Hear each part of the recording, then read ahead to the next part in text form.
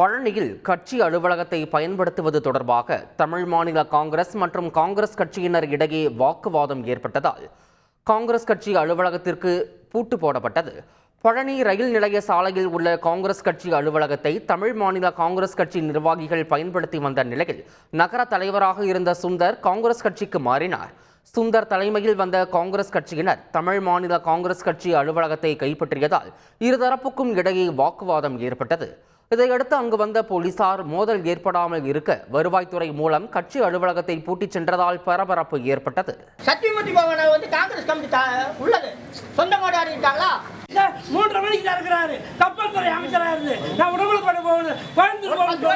வீட்டு ஒரு ரசீதுங்க வரி ரசீதுங்க தண்ணி வரி ரசீதுங்க தமிழ் மாநில காங்கிரஸ் காயுங்களா? போன் பண்ண 1000 பேர் வந்திருக்கான். நான் 10 பேர் இருந்து. தென்காசி மாவட்டம் குற்றாலத்தில் சீசன் காலத்தில் ரம்டான், மங்குஸ்தான், துரியன் உள்ளிட்ட பழங்கள் அதிக அளவில் விற்பனை செய்யப்படும். தற்போது சீசன் காலம் என்பதால் சுற்றுலா பயணிகள் அதிக அளவில் வந்து செல்கின்றனர்.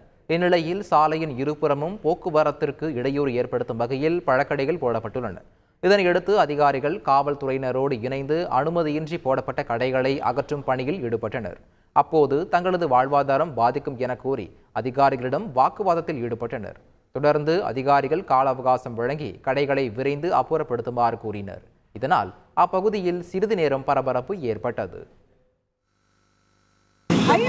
வைக்கக்கூடாதுன்னு உங்களுக்கு தெரியும். வருஷம் எடுக்கிறோம். வருஷம் வைக்கிறீங்க. 2 வருஷமா 2 வருஷமா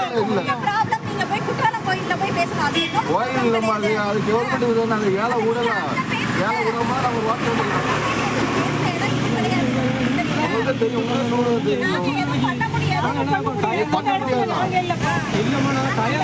உடனே முடியாதுமா.